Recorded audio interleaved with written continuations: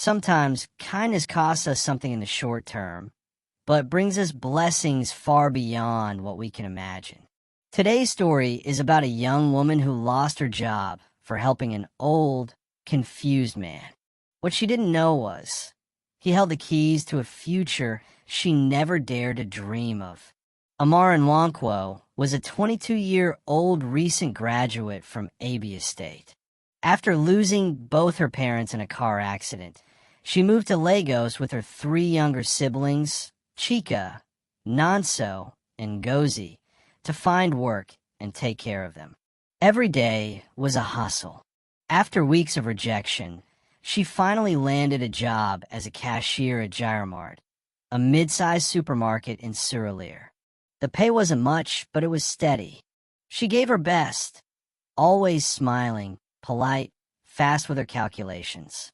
Her boss, Mr. Okoro, was strict, but she didn't mind. She needed that job. She needed hope. It was a Thursday. The sun was particularly harsh that afternoon. The fans in the store barely helped the heat. Around 3 p.m., a frail-looking elderly man walked in. He wore traditional agbada, but it was wrinkled, and his walking stick tapped softly as he moved. His eyes seemed lost. "Good afternoon, sir. Can I help you?" He looked around, confused. I'm looking for my driver. I think he left me here." He seemed disoriented and tired. Other cashiers whispered and giggled. Some customers gave him annoyed glances. But Amara stepped forward, gently guided him to a plastic chair near the checkout, and offered him a cold sachet of water. She sat beside him. She asked his name, but he wouldn't say. He just muttered about being tired, needing to rest. The line at the cashier grew. Mr. Okoro stormed out of his office. "Amara, what are you doing sitting there during rush hour? Get back to your post immediately." "Sir, he seems unwell. I think he may have memory issues or low sugar. Are you a nurse? Are you here to socialize? This is not a charity home. You've cost us customers today. You're done here. Go and collect your final salary." Amara's eyes welled up with tears. She tried to explain, but the decision was final.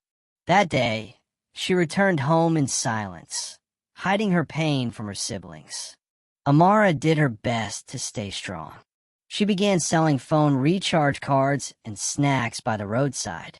At night, she'd study job ads and pray. She never saw the old man again, or so she thought. A week later, a black SUV pulled into the parking lot of Gyromart. Two men stepped out. One was dressed in a clean agbada, the same elderly man, but now with clearer eyes and a confident stance. The other, a well-dressed gentleman in his 40s. "Good afternoon, sir. Welcome. How can we help?" "We're looking for the owner or manager of this establishment." Mr. Okoro came forward, visibly nervous. The elderly man stepped forward. "Do you remember me?" Mr. Okoro stuttered. "You dismissed a young woman last week for helping this man." The manager grew defensive, tried to justify his actions. "I am Chief Olufemi Adeyinka.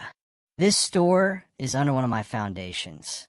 I came incognito to see how your staff treat the vulnerable. One person stood out, and you fired her. The entire staff stood in silence." Chief Adeyinka demanded Amara's contact information and left.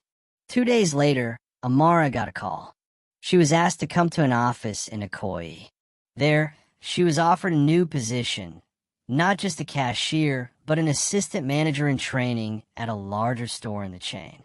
Her salary was more than triple what she earned before. Chief Adeyinka even arranged for her to continue her education in the evenings. He also offered scholarships for Chika, Nonso, and Gozi, her siblings. 6 months later, Amara had moved into a better apartment. Her siblings were enrolled in a good school. She still worked hard, but now, with dignity and hope. She never forgot that day, or the power of treating someone with kindness, even when no one else will. Amara didn't help the old man because of what he could do for her.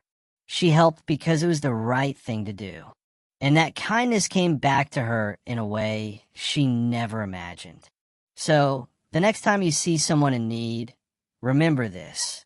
Your small act of compassion could be the turning point in your own story. Subscribe for more real-life stories that touch the heart.